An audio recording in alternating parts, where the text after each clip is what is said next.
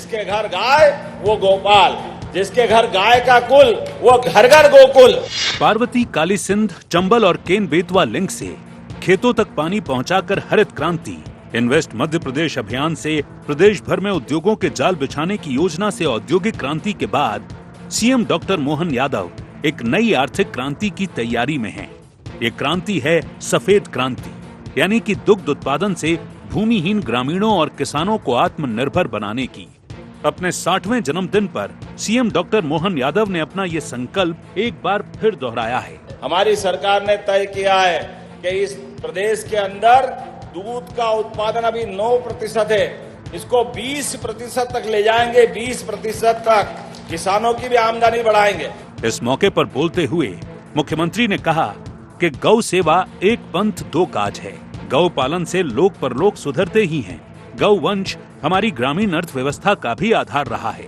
उनकी सरकार गौ सेवा से आध्यात्मिक और आर्थिक उत्थान की इसी परंपरा को आगे बढ़ाने जा रही है। जो लावारिस, अपाहिज, बूढ़ी, गरीब, ऐसे जिसका कोई देखभाल करने वाला नहीं है, उनके लिए तो भले गौशाला, और केवल ये गौशाला नहीं, प्रदेश की सभी बड़ी नगर निगम में 10-10 हजार की गौशालाएं हम उसके लिए सरकार के द्वारा बना करके उनको रखने का प्रबंधन कर रहे हैं। गौशालाओं के लिए भी गाय के लिए अनुदान जो बताया गया है 20 रुपए से 40 रुपए कर दिया है। लेकिन इतना ही नहीं, हमारी संस्कृति केवल गौशाला में गाय पालने की नहीं है, हमारे घरों में भी गाय होना चाहिए।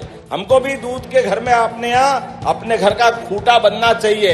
इसलिए हमने प्रयास किया है कि 10 गाय से ज्यादा जो पालेगा उसको भी अनुदान दिया जाएगा। हमारी सरकार ने इस दिशा में काम चालू किया। बताते चलें कि शपथ लेने के साथ ही मुख्यमंत्री डॉक्टर मोहन यादव गौ संरक्षण और दुग्ध उत्पादन बढ़ाने की कोशिशों में लगे हैं। उन्होंने गौ रक्षा के लिए कड़ा कानून बनाया, गौशालाओं का अनुदान बढ़ाया तो दुग्ध उत्पादन पर 5 रुपए लीटर बोनस देने की योजना तैयार की। उनके प्रयासों से MP state cooperative federation limited, प्रदेश के दुग्ध संघों और राष्ट्रीय डेयरी विकास बोर्ड के बीच करार हुआ है। इस 5 साल के समझौते में 2500 करोड़ रुपए के निवेश से श्वेत क्रांति मिशन को आगे बढ़ाया जाएगा। मिशन के तहत हर ग्राम पंचायत में डेयरी विकास समितियां और दुग्ध संग्रह केंद्र स्थापित किए जाएंगे। साथ ही हर जिले में milk cooler, mini dairy plant और मिल्क चिलिंग सेंटर्स की संख्या बढ़ाई जाएगी। सरकार की पूरी तैयारी ये है कि दुग्ध उत्पादन से ग्रामीणों को रोजगार का बेहतर जरिया मिले। हालांकि विपक्ष को सरकार की ये योजना मुंह जुबानी नजर आ रही है। ये तो मुख्यमंत्री जी का एक तरह से राजनीतिक बयानबाजी है। वास्तविकता ये है कि दूध के ऊपर ध्यान कांग्रेस पार्टी ने दिया था, जिसके लिए दूध विकास निगम की स्थापना की गई थी। उसके माध्यम से गांव-गांव से दूध इकट्ठा किया जाता था, मशीन करके गरीबों तक सस्ते दामों में बेच जाता था। लेकिन पिछले 20-25 सालों से तो भारतीय जनता पार्टी सत्ता में आई है, इन्होंने दूध के दाम दुगने कर दिए हैं और गरीब आदमी को आज दूध नहीं मिल रहा है। यहाँ मध्य प्रदेश की हालत ये हो रही है कि दारू सस्ती और दूध महंगा हो गया है। मोहन यादव जी पहले इस पर ध्यान दें, इसके बाद इस तरह की बात करें। कांग्रेस पार्टी हमेशा गरीबों के साथ थी और रहेगी, आगे भी रहेगी। फिलहाल देश के समग्र दुग्ध उत्पादन में मध्य प्रदेश का लगभग 9% योगदान है। मुख्यमंत्री डॉक्टर मोहन यादव की योजना इसे 20% तक ले जाने और दुग्ध उत्पादकों को दूध के वाजिब दाम दिलवाने के लिए एक मजबूत नेटवर्क खड़ा करने की है। गुजरात, राजस्थान, पंजाब, हरियाणा और महाराष्ट्र जैसे कई राज्यों ने श्वेत क्रांति से ग्रामीण अर्थव्यवस्था को संजीवनी दी है। देखना ये है कि मध्य प्रदेश में सीएम डॉक्टर मोहन यादव की श्वेत क्रांति कितना सफल हो पाती है। Bureau report, IND 24।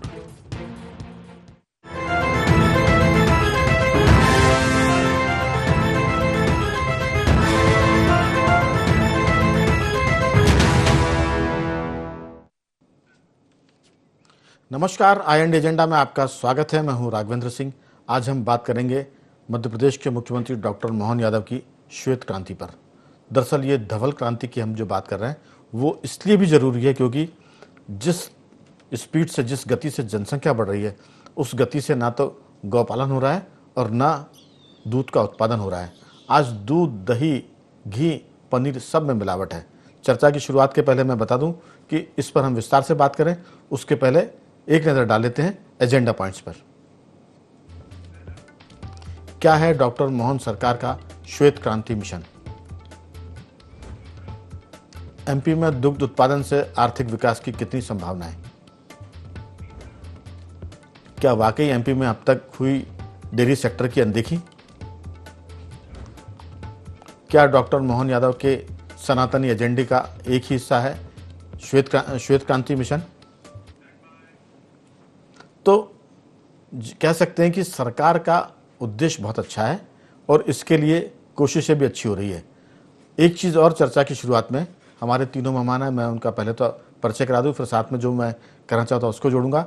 हमारे स्टूडियो में मौजूद हैं मध्य प्रदेश के वरिष्ठ पत्रकार श्री रमेश शर्मा जी। रमेश जी, आपका बहुत बहुत स्वागत है। इसके साथ कांग्रेस के प्रवक्ता मौजूद है स्काइप पर, केदार जी, आपका बहुत बहुत स्वागत है। और मध्य प्रदेश भाजपा के प्रवक्ता पंकज चतुर्वेदी जी, आपका भी बहुत बहुत स्वागत है। मिलावट को लेकर बहुत चिंता जताई जाती है। जिस तरह से, चूंकि कांग्रेस बीजेपी दोनों हैं, राजनीति किसी भी मुद्दे पर हो जाए, लेकिन खाने पीने के मुद्दे पर दोनों को मिलकर, और साथ में मीडिया भी आपके साथ रहेगा, जिस तरह से बलात्कार के मुद्दे पर सजाए मौत सरकार ने तय की है विधानसभा में इस पर बिल लाकर, वैसे ही अगर खाद्य सामग्री में मिलावट पर, दवा में मिलावट पर, दूध में मिलावट पर अगर सरकार कोई बिल ले आए और उसमें सजाए मौत का प्रावधान हो जाए और 2-4 मिलावटी अगर लटक जाए फांसी के फंदे पर, तो मिलावट की चीज़ें बहुत कम हो जाएगी। क्योंकि कोई आदमी दवा लेके जाता है और मरीज नहीं बचता क्योंकि वो उसमें मिलावट थी या घटिया थी। दूध हम बच्चों को पिलाते हैं, मरीज को पिलाते हैं, उसमें वो दूध के बजाय कुछ और मिला हुआ है। तो कम से कम मिलावट के मामले में बहुत सख्ती की ज़रूरत है। चर्चा की शुरुआत में मेरा ऐसा आग्रह है तीनों मेहमानों से कि अपनी बातचीत जो भी है वो रखें, लेकिन मिलावट के मुद्दे पर सरकार से कठोर प्रावधान की भी दरकार हो, ताकि मिलावट की चीज़ें ना मिले। क्योंकि गाय की संख्या घट रही है, भैंसों की संख्या घट रही है, आबादी बढ़ रही है और दूध आपको टैंकरों में मिल रहा है। आखिर ये करिश्मा कहाँ से हो रहा है? चर्चा की शुरुआत में केदार जी आपके साथ करना चाहता हूँ। आप गांव से भी ताल्लुक़ रखते हैं, आपका मिशन भी एक तरह से किसानों के साथ है, और दूसरी बात है कि पहले प्रतिपक्ष की आवाज़ सुन लेते हैं, फिर सत्ता पक्ष की तरफ से तो पंकज जी हैं। केदार जी, पहले आपकी राय। सर धन्यवाद, आज बड़ा अच्छा पैनल है। पंकज साहब भी काफी दिन के बाद हैं और रमेश शर्मा साहब भी हैं। देखिए सर, जब खेती को बाहर निकालने का एक जो रास्ता है वो दूध है। मतलब जब तक हम सहायक चीजों पे ध्यान नहीं देंगे तब तक खेती के क्राइसिस से हम लोग बाहर नहीं निकाल सकते। आज अगर हम मध्य प्रदेश में देखें तो करीब करीब 4-5 करोड़ का पशुधन है। उसमें जो प्रोडक्टिव पशुधन अगर हम कहते हैं, जो मिल्किंग है, वो उसकी संख्या बहुत कम है, 20 से 22% है। भैंसों में थोड़ी ज्यादा है। गायों की उत्पादकता जो है वो कम है। और आज हम लोग कहने को 230 मिलियन टन करीब का हम लोग दूध का उत्पादन करते हैं, जिसका बाजार वैल्यू करीब 80-85 हजार करोड़ है। और जिस तरीके से टारगेट लिया जा रहा है 20% का हिस्सेदारी का, तो मोटा मोटा ये 2 लाख करोड़ करीब का हमारा रेवेन्यू जनरेट का मॉडल आएगा। सवाल ये है कि इसमें संभावना है, करने की जगह है, परंतु जब हम दूध के सैंपल की बात करते हैं तो अभी लेटेस्ट रिपोर्ट है पिछले साल की कि 68% जो है उनमें मिलावट पाई गई है। 68% दूध में मिलावट होना, दूध के प्रोडक्ट में मिलावट होना, मतलब अधिकांश, मतलब ये मामला मान लीजिए कि ये चीज में मिलावट है, मतलब ये स्वास्थ्य के लिए हानिकारक है। सबसे पहली चीज है जो खेती और किसानी और आम स्वास्थ्य के लिए जरूरी है, लैब का होना। मैं कई बार इस चीज को कहता हूं कि हमारे यहाँ लैब की संख्या बहुत कम है, और लैब में जो टेस्टिंग है वो सैंपल चेंज होने का या उसको वायस करने का जो तरीका बड़ा आसान है, उसको थोड़ा सा नया और पारदर्शी बनाने की जरूरत है। अगर वो हम नहीं बना पाते तो आप मान लीजिए कि जो हमारा ये मेन सेक्टर है एग्रीकल्चर का, जिससे हम लोग बड़ा रेवेन्यू जनरेट कर सकते हैं, हम लोगों की आवश्यकता पूर्ति कर सकते हैं, दूध का अल्टरनेट नहीं है कहीं भी। ये मान लीजिए आप, दूध में जो उसके अंदर कंटेंट है, जो बॉडी के लिए इजीली अवेलेबल है, जो हमारी आवश्यकता पूर्ति करता है, वो दूसरा इतना अच्छा कॉम्बिनेशन कहीं भी नहीं है। तो उसको प्राथमिकता से बनाए रखने के लिए हमारे को काम करना पड़ेगा। अभी जो चैलेंज आ रहे हैं, अब आप देखिए, जो मध्य प्रदेश में कोऑपरेटिव सेक्टर जो है वो बहुत ही स्ट्रांग है। एग्रीकल्चर का जो स्टेट जीडीपी उसमें 40-45% का शेयर देता है, टोटल में 5 से 8% का। आज मध्य प्रदेश में जो सहकारी समितियां, उसमें 8,000 करीब का समितियां, 8,000 करीब समितियां हैं जो दूध का कलेक्शन करती, पर उनका रेवेन्यू अगर हम टोटल मार्केट के शेयर में देखें तो 3 से 4,000 करोड़ है। मतलब आप 5% 7% टोटल वैल्यू के उसमें आप आ रहे हो, वैल्यूएडिशन में या मार्केटिंग में तो इसमें जो चैलेंजेस है, उस चैलेंजेस को मिटाने के लिए अच्छे से एक टास्क फोर्स बनना चाहिए, उसमें अच्छी कमेटियां बननी चाहिए और उस पर सीरियसली अगर हम काम करते हैं तो मुझे पूरी उम्मीद है कि हम जो है वो छोटा न्यूजीलैंड बन सकते हैं। अगर कोई भाजपा वाले ये कह भी दे तो कोई गलत नहीं रहेगा। आगे जाके हम लोग दूध में एक बहुत अच्छी संभावना है हमारे पास है, क्योंकि हमारा क्लाइमेट अच्छा है, हमारे पास पशुधन को जो चारा जो उसको फीड है वो उपलब्ध बड़ा अच्छा है। इन तमाम चीजों को अगर हम फिजिबिलिटी इसकी देखते हैं इस इंडस्ट्री की, तो वो अन्य राज्यों की बजाय हमारे यहाँ बहुत अच्छी है। अमूल हमारे पास एक बहुत ही उम्दा विश्व का जो सबसे बड़ा सक्सेस मॉडल कह सकते हैं हम लोग दूध का, वो हमारे यहाँ है। उसके बाद में अमेरिका का आता नंबर है उनकी कोऑपरेटिव मिल्क सोसाइटी का। तो उस पर बड़ा बात की जाए, काम किया जाए तो अच्छा हो सकता है। बिल्कुल केदार जी, आपने अच्छी बात की कि अगर बीजेपी इस पर काम करती तो हम न्यूजीलैंड बन सकते हैं, डेनमार्क भी हो सकते हैं, और जहां से हम दूध का पाउडर आयात करते हैं उसकी भी हमको जरूरत नहीं पड़ेगी। पंकज जी, मध्य प्रदेश के पास एक ऐसे मुख्यमंत्री हैं जिनका फोकस दूध पर है, गौशाला पर है, गाय की सेवा पर है। मुझे लगता है कि ये बाबूलाल गौर जी के बाद दूसरे मुख्यमंत्री जो दूध, गाय और गौ पालन पर जोर दे रहे हैं, और ये कह सकते हैं कि गुजरात के बाद मध्य प्रदेश के पास दूसरी संभावना है जो एक दूध उत्पादक राज्य बन सकता है। भले ही यहाँ अमूल डेयरी ना हो, भले ही यहाँ वर्गीस जी ना हो, जो अमूल के जो डेयरी के संस्थापक थे, वर्गीस कुरियन जी की हम बात करें, लेकिन मध्य प्रदेश के मुख्यमंत्री डॉक्टर मोहन यादव जिस ढंग से फोकस कर रहे हैं दूध पर, मुझे लगता है कि ये बेसिक है। लोग कहते हैं कि अगर पानी मिला दूध भी मिल जाएगा तो बच्चे जी जाएंगे, अगर पानी मिला दूध किसी मरीज को या बुजुर्ग को मिल जाएगा तो उसमें विटामिन डी और कैल्शियम ठीक हो जाएगा, अगर अच्छा दूध महिला को मिल जाएगा तो महिलाओं में जो विटामिन डी की डेफिशिएंसी होती है वो भी घट जाएगी। मुझे लगता है कि बीमारियों की जो बड़ी वजह है वो दूध का नकली होना, दूध में मिलावट होना, और इस मामले में डॉक्टर मोहन यादव साधुवाद के पात्र हैं। वो जो झंडा लेके चल रहे हैं उसको सबको मिलकर सफल करने की जरूरत है, क्योंकि गांव-गांव में अगर गौ उत्पादन की बात होगी, गौ सेवा की बात होगी, तो सड़कों पर वो दुर्घटनाएं बंद हो जाएंगी जो गाय भैंस की वजह से होती है। और हम गौ माता की बात करते हैं, बीजेपी पर आक्षेप लगता है कि गौ माता की जय की तो बात करती है, लेकिन 20 साल की सरकार में गौ माता की जय उतनी नहीं हो पाई जितनी अपेक्षा थी। अब उम्मीद की किरण जागी है मोहन यादव जी की वजह से। आपकी राय? देखिए राघवेंद्र जी, बहुत सारे निर्णय समयकाल परिस्थिति के आधार पर होते हैं, और ऐसा नहीं कि पूर्ववर्ती सरकार जो बीजेपी की लगभग 2 दशक तक रही, उस सरकार ने गौ पालन को लेकर योजना नहीं बनाई। हम सब जानते हैं सुसनेर में देश का पहला गौ अभ्यारण्य बना, भारतीय जनता पार्टी की सरकार थी। रीवा में गौ अभ्यारण्य का बना, गायों के चारे के लिए, गायों के उपचार के लिए एम्बुलेंस तक की व्यवस्था करी, जैसे मानव के लिए वैसे गौ माता के लिए मनुष्य की व्यवस्था करी, वेटरनरी अस्पतालों की व्यवस्था, डॉक्टर की व्यवस्था, तमाम व्यवस्थाएं करी। लेकिन जो प्रयास आदरणीय मुख्यमंत्री मोहन यादव जी कर रहे हैं वो निश्चित तौर पर साधुवाद के पात्र हैं, बधाई के पात्र हैं। और राघवेंद्र जी, खाली ये स्वास्थ्य का विषय नहीं, ये आर्थिक स्वास्थ्य का विषय भी है। ये खाली हेल्थ नहीं, इकोनॉमिकल हेल्थ की बात है जी। क्योंकि जिस प्रकार की रोजगार की संभावना इस दुग्ध उत्पादन के क्षेत्र में है, आपने डेनमार्क का नाम लिया, निश्चित तौर पर दुग्ध उत्पादन में उसका बड़ा नाम है, और वहाँ पशुपालन की एक समृद्ध इतिहास है। वैसे इतिहास भारत का भी था, पर पिछले 40-50 साल में मूल विषय ये हुआ राघवेंद्र जी के पशुपालन के प्रति, कृषि के उन्नत तरीकों के आने के कारण पशुपालन के प्रति, अब यदि आपकी खेती में बैलों की आवश्यकता समाप्त हो गई तो पशुपालन के प्रति रुझान कम हो गया। तो जब पशुपालन के प्रति रुझान कम हुआ तो अप्रत्यक्ष तौर पर दुग्ध उत्पादन की संभावना समाप्त हो गई। अभी स्थिति यह है कि 143 करोड़ के भारत में, 8 करोड़ के मध्य प्रदेश में 1 करोड़ का पशुधन है जो प्रोडक्टिव, जैसा केदार जी ने कहा, 4-5 करोड़ में से लगभग 25%, और वो भी पर्याप्त मात्रा में दूध नहीं देते।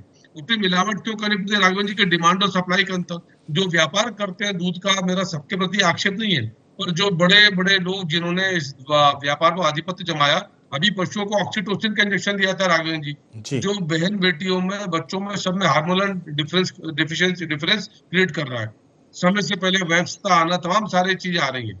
इसका सबल पक्ष है कि यदि दुग्ध उत्पादन का स्तर गोकुल और गोपाल के स्तर पर, यानी जो गौ पालन करे वो गोपाल और जिस आंगन में गाय वो गोकुल, यदि हर घर में ऐसी भाव होगा। आप देखिए कितने गांव हैं जहाँ मैं राघवेंद्र जी बहुत दौरा करता हूँ, गाँव का संवाद के कार्यक्रम करता हूँ युवाओं से, और प्रयास करता हूँ गाँव जाऊँ, तो राघवेंद्र जी नहीं मिलते आपको गाँव में। इक्का दुक्का तो पहले हर घर में जो पशु होते थे, जो दूध उत्पादन काम करते थे, और दूध बेचने की प्रक्रिया नहीं होती थी राघवेंद्र जी। आदमी जिसके यहाँ दूध उत्पादन हुआ वो देता था, पूरे गांव में दूध दही मट्ठा बंटता था। बेचने की प्रक्रिया नहीं थी, इतना होता था कि आदमी सहर्ष देता था पूरे गांव में, ये प्रक्रिया थी। हमारा संस्कार सत्य थे। तो निश्चित तौर पे हमारी सनातन परंपरा में हम गौ को माता कहते हैं, माँ के समान दर्जा है। अनेक कोटि देवी देवताओं का गौ माता में वास है। हर पूजन में हम गौ माता की याद करते हैं, स्मरण करते हैं। तो यदि दूध उत्पादन के उद्देश्य के साथ यदि मूल भाव गौ माता के संरक्षण का आ रहा है और उसमें प्रयास सरकार के ये है कि उत्पादक पशु और अनुत्पादक पशु उनके लिए व्यवस्था है जी। यदि अनुत्पादक पशु है तो उसका तो गोबर गौमूत्र भी काम का, मतलब गाय एक ऐसा पशु है राघवेंद्र जी, भैंस भी निश्चित तौर पर दूध की बात करती है, और यदि गाय विशेष की बात करें तो अद्भुत पशु उसको बनाया, माता का दर्जा इसको देते हैं। ऐसे पशु को ईश्वर ने बनाया जिसके मामले में हर चीज काम की उसकी। बिल्कुल। आप सोचिए कार्बन डाइऑक्सीजन और ऑक्सीजन का जो विषय, उस विषय में गाय की मदद। गाय का गोबर जो है वो ईंधन से लेकर उपचार तक के काम आता है, लीपने पोतने के काम आता है, शुभ कार्यों में गोबर का उपयोग होता है, गौमूत्र के तमाम प्रयोग है। तो दूध उत्पादन के साथ साथ राघवेंद्र जी ये समान रूप से सब चीजें व्यवस्थित होंगी। और मैं ऐसा मानता हूँ कि मुख्यमंत्री जी का मूल भाव दो है, एक तो माँ गौ माता का संरक्षण, सनातन संस्कृति समृद्धि जिसका आपने संकेत किया निश्चित तौर पे है, और तीसरा बड़ा विषय रोजगार के अवसर। ये 3-4 लाख करोड़ की इकोनॉमी में कन्वर्ट हो जाएगी। जो केदार जी ने कहा कि न्यूजीलैंड का जिस प्रकार नाम है, डेनमार्क का नाम है, या गुजरात की बात करते हैं देश में, पंजाब की, हरियाणा की बात करते हैं, वैसा नाम संभवतः मध्य प्रदेश का होगा। और जो नीति बनाई है निश्चित तौर पर धरातल पर आई, क्योंकि मुख्यमंत्री जी की एक विशेषता और विशेषता मैंने देखी राघवेंद्र जी कि वो ऐसा नहीं कि आज कोई बातचीत करी तो कल स्मरण नहीं हुआ, वो प्रॉपर टाइम पे फीडबैक फॉलोअप लेंगे, और यदि कहीं सरकार के अधिकारी के स्तर पर लापरवाही है तो वो गाइड भी करेंगे। तो बहुत अच्छा प्रयास है, और मैं आशा करता हूँ कि आने वाले 4-5 साल में मध्य प्रदेश में दूध उत्पादन की और गौ माता की और पशुपालकों की छवि सब बदलेगी और आर्थिक स्तर समृद्ध होगा। ठीक। शर्मा जी, दरअसल गौ पालन की बात तो हम गौ को माता बोलते हैं, नदियों को माता बोलते हैं, लेकिन माता पिता से लेकर नदियों और गौ माता की भी हम जिस तरह से अपमान कर रहे हैं, उनकी बेइज्जती कर रहे हैं, वो हिंदुस्तानियों से ज़्यादा दुनिया में शायद कोई नहीं करता होगा। अतिशयोक्ति हो तो मैं माफ़ी चाहूँगा, लेकिन सवाल ये कि क्या बीजेपी की सरकार में अगर ये काम नहीं होगा तो फिर किन सरकारों में होगा? हम ये नहीं कहते कि दूसरी पार्टियों की सरकारें गौ माता की सेवा नहीं करती, लेकिन बीजेपी के तो आधार ही है गौ माता, मंदिर, नदियाँ, क्योंकि वो सनातन संस्कृति की बात करते हैं। तो आपकी राय कि ये जो सारा मामला है, अगर गाय या गौ पालन को या इसको लाभ का धंधा बना दिया जाए, अगर गोबर को, गौमूत्र को खरीदने की बात भी हो जाए, तो हमें लगता है कि दूध तो बिकता ही है, गोबर भी बिकता है, गौमूत्र की भी हम बात करें, इस पर सरकार कुछ ऐसा करे कि जिसमें कुछ अगर पैसा भी खर्च करना पड़े। हालांकि सरकार ने करीबन 2,500 करोड़ की व्यवस्था की इस मुद्दे पर। ऐसा लगता है कि डॉक्टर मोहन यादव की सरकार इस मुद्दे पर बातों से आगे चलकर काम करने के लिए बहुत गंभीर दिखती है। आपकी राय? देखिए, मोटे तौर पर राघवन जी हैं, दो विषय हैं जी। एक तो गाय की महत्ता है और दूसरा दूध की आवश्यकता। दोनों अलग अलग को आप देखें तो भारत में गाय की महत्ता सदैव रही है। धरती पर जब भी संकट आता है तो गाय भी जाती है भगवान जी के पास कि धरती की व्यवस्था को आप सुधार दीजिए। और राजनीतिक दलों ने भी, ऐसा नहीं है कि कोई, सब ने महत्व दिया है। एक जमाने में तो कांग्रेस ने अपना चुनाव चिन्ह गाय बछड़ा रखा था। और ये जो श्वेत क्रांति, अब दूध की आवश्यकता की पूर्ति के लिए जो आपने वर्गीज जी का नाम लिया, वो 1970 में दुग्ध क्रांति हुई थी और डेयरी विकास की योजनाएं बनी थी। और लगभग गायों, दुधारू पशु खरीदने पर, जिसमें गाय के साथ साथ भैंस भी है, किसानों को अनुदान भी था। लेकिन इसमें दोनों चीज हुई, इसमें थोड़ी सी सामाजिक जागृति का अभाव भी रहा। और दूसरा, कहीं ना कहीं दुग्ध उत्पादन को लेकर के उसका जो विक्रय की व्यवस्था थी, मान लीजिए गांव में जितने पशु हैं, गांव की आवश्यकता पूर्ति के बाद जो दूध बचा हुआ है उसके विक्रय के लिए कहीं ना कहीं जो नेटवर्क था वो कम था। मध्य प्रदेश में दूध को आयात करना पड़ रहा है, कितना तो दूध गुजरात से आता है, कितना दूध उत्तर प्रदेश से आ रहा है। तो कुल मिलाकर के ये योजना बहुत अच्छी योजना है, इसमें सामाजिक जागृति की आवश्यकता है। बस एक बीच में जरूर सरकार ऐसी आई थी जिसकी मैंने कई बार उसकी आलोचना भी की थी, जो चरनोई की जमीन थी वो आपने अलाट कर दी। तो जब चरनोई की जमीन आप अलाट कर दोगे तो सारे पशु सड़क पर नहीं बैठेंगे तो बैठेंगे कहाँ? तो कुल मिलाकर के अब लेकिन जो हो गया है उसको तो कुछ नहीं जा सकता। लेकिन अब ये जो सरकार ने योजना बनाई है, मैं समझता हूँ इस पे 3 प्रकार के फायदे होंगे। जैसा कि हमारे यहाँ आशीर्वाद में ही कहा जाता है कि दूधो नहाओ और पूतो फलो, यानी घर में इतना दूध हो, इतना कि जिसमें आप स्नान कर सको, दूधो नहाओ और पूतो फलो, ये एक हमारे यहाँ आशीर्वाद, गांव, चूंकि मैं गांव से आता हूँ तो ये हमारे यहाँ आशीर्वाद दिया जाता है हमेशा। तो कुल मिलाकर के इससे दूध का अगर उत्पादन बढ़ेगा तो कहीं ना कहीं मध्य प्रदेश इसमें आत्मनिर्भर भी बनेगा, लोगों को इसमें रोजगार मिलेगा। अगर लोग डेयरी खोलेंगे, मध्य प्रदेश के नियमों में दोनों प्रकार की डेयरियों के प्रावधान है। इंडिविजुअल अगर कोई पशु खरीदता है, डेयरी खोलता है, वो प्रावधान भी है। कोऑपरेटिव सेक्टर में अगर आप डेयरी खोलते हैं तो उसके लिए भी अनुदान और जमीन अलाटमेंट और कितने सारे हैं। इसके अलावा अगर आप गौ अभयारण्य लागू करते हैं, लगाते हैं, गौशालाएं खोलते हैं, सरकार उसके लिए भी प्रावधान है, जमीन भी अलाट करेगी, वो सारे सिस्टम है। तो सरकार की सारी योजनाएं हैं, लेकिन इसमें सामाजिक जागृति की आवश्यकता है। नियम सरकार बना लेती है तो नियम से हट करके दोनों ही राजनीतिक दलों का नेटवर्क गांव तक है। तो मैं समझता हूं उनके जो गांव के कार्यकर्ता हैं वो लोगों को इस बात के लिए तैयार करें, पशु खरीदने पर किसान को अब प्राथमिकता दें, तो उसमें किसान की आय भी बढ़ेगी और गौ का उत्पादन, जो दूध का उत्पादन है वो भी बढ़ेगा। और मैं समझता हूं एक वातावरण बन जाना चाहिए मध्य प्रदेश में हर व्यक्ति को कि हम अपने यहाँ का ही दूध खरीदेंगे ताकि बाहर के दूध की हमको जरूरत ना पड़े। मैं समझता हूं श्वेत क्रांति की बात जो इंदिरा जी ने भी सोची, राजीव गांधी ने भी उस पर बातचीत की, बाबूलाल जी गौर ने तो विशेष नियम बनाए। और बल्कि अगर राजनीति से उठकर के बात करें तो पिछली जो कांग्रेस की सरकार छत्तीसगढ़ में थी तो उसने तो गोबर खरीद तक की योजना बना दी थी। तो मैं समझता हूं सरकारों की योजनाएं हैं, इस पर राजनीतिक बहस बिल्कुल ना हो।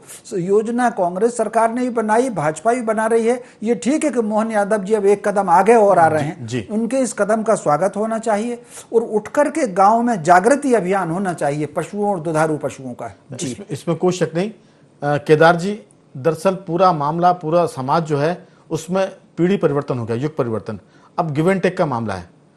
अगर गाय से लाभ होगा तो गाय पाली जाएगी और लाभ नहीं होगा तो गाय को सड़कों पर छोड़ देंगे।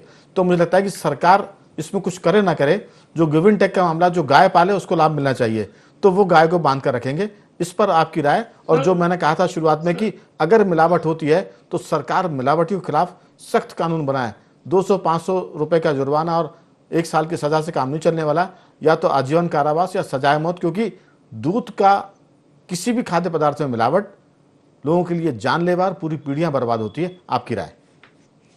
देखिए 2-3 चीजें हैं सर इसमें। एक तो मैं एग्रीकल्चर से हूँ पढ़ा लिखा, और अभी मेरे यहाँ 5 जानवर दूध देते हैं, 3 गाय और 2 भैंस है। प्रॉब्लम 2-3 चीजें हैं जो बेसिक प्रैक्टिकल समझने की जरूरत है। एक तो आज की तारीख में पूरा बिजनेस मॉडल हो गया, आर्थिक आधार पे हो गया।